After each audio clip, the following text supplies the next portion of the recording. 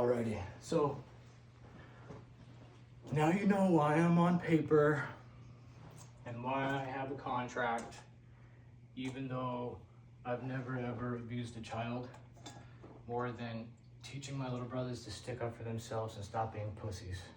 Which, believe me, wait till you hear that story. It worked.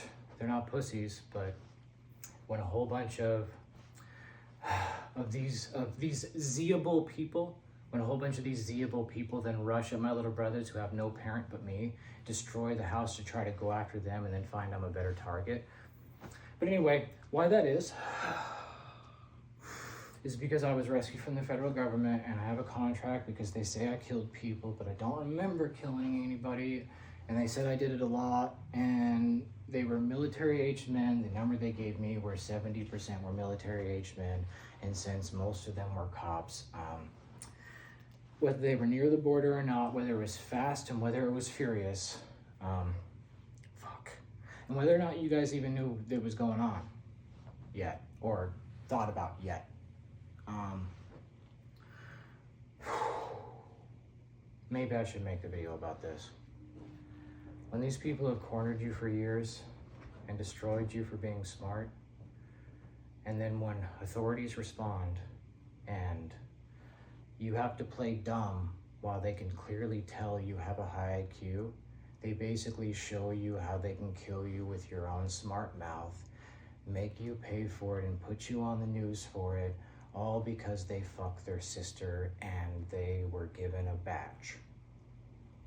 And their name is Officer Hicks. And since he put himself in the news and didn't even have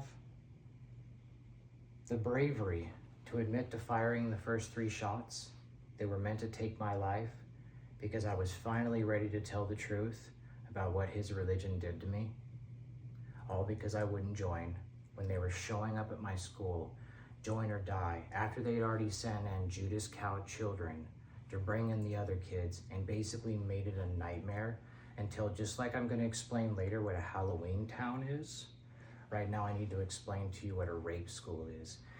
You've heard stories about this where they even found tunnels under the school and everything, and you started to understand that all the pedophiles had to do was take a small bit of truth and blow it out of proportion, and everybody went after the person who was trying to stop it. So that's what we need to talk about. I have a contract supposedly because I killed people, but I don't remember killing anyone. And the circumstances surrounding it of what you would have to do to someone like me to get me to even be mean to you like that. The first fight I was ever in was Mikey. See, Mikey was being sexually molested by his dad, Skip. And Skip really liked sexually abusing my sisters. So he had to make sure we were all around.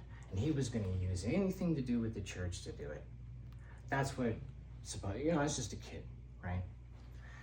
And then people from Spokane started coming to our Jehovah's Witness church and basically taking advantage of the fact that these were New Age Christians.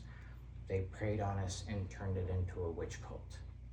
It broke up several times. Those people went off into the woods, started their own satanic thing, and they ended up getting ran out of Idaho.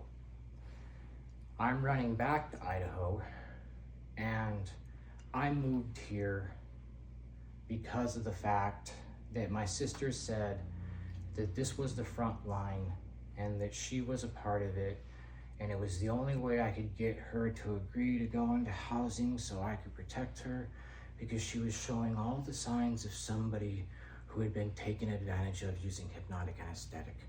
And somebody who broke that cycle, I know what they look like. And so we came in here after getting our keys, and and she's sitting there, and I'm sitting over there, and I'm crouching down, I'm going through my playlist. I'm starting to chill from the last place in Washington where I was at, to where even after I proved it, and even after they found the child pornography with the kids in it, because of the Glitchop, because these guys are Glitchop Rast,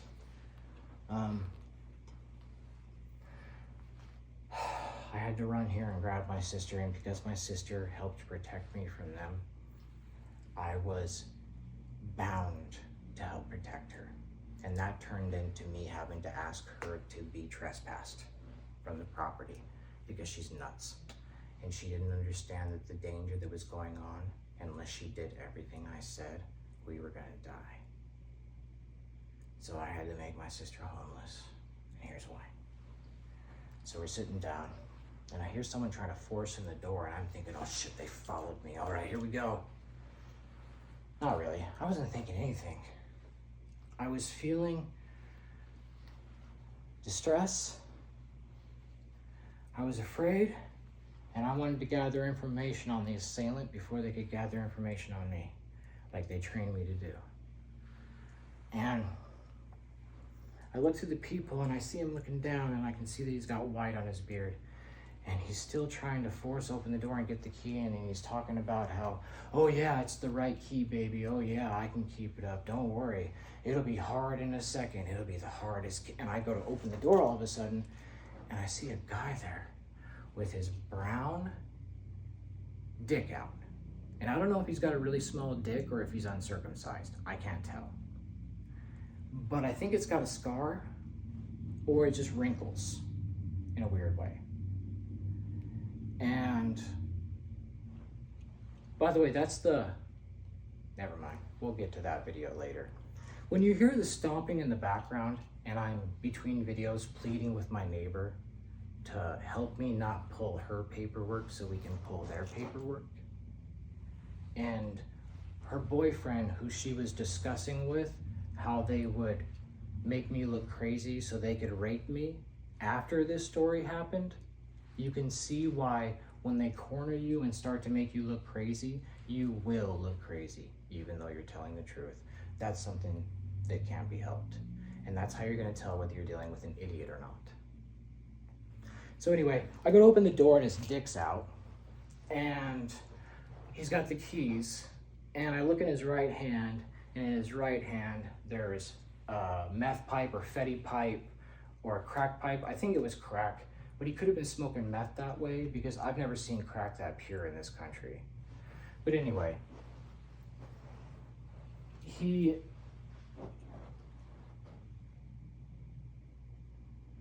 has to his right up the stairs a woman dressed to, well, I'll get in that later video. But she's got a baby and it's a preemie, right? Like it came from Planned Parenthood, and they've been feeding it to keep it alive, wrapped in a black swaddle with patches all over it where there's two horizons, a sun and a circle, right? And on all the patches, and it's got, I think it had 12, 13 patches on the swaddle. And then maybe, I don't know, I only saw a couple, I'm just guessing from how they were spaced. And then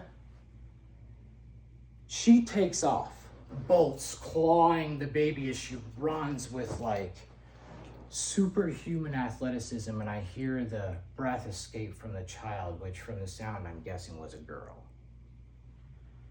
And, well, infant. It's an infant. And she runs as I look at him, and he's putting his dick away. He's already put his dick away at this point, which is allowed to see me the left hand carry, I think. I'm in shock already. He has a pistol right here because he put his dick away, so I saw it. Tucked in where nobody could see it, not even in a holster. That's some skill. Or he's got one of those secret carry holsters.